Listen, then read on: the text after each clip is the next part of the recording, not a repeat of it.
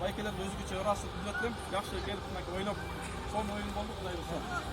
Ортобуз ынтымакка толо берсин. Чоң рахмат.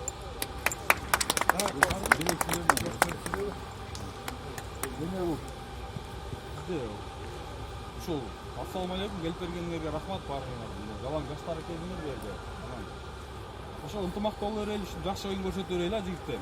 Анан биздин Бакыяндан болобузбу, мына Темир Шакеев, Темир жаштар чуркап өткөндө деген бизде Бакыянда силердин айылыңарда, башка айылдарда болду беле, болгон жок беле, бирок ошондой нерселер болуп кетти, силердин айылыңарда да болсун ар бир айылда. Анткени жазында биз 4 балбаныбызга Айзага бияка чуркап жүргөн балдарга эме кылганбыз да, 4 ай мингискенбиз.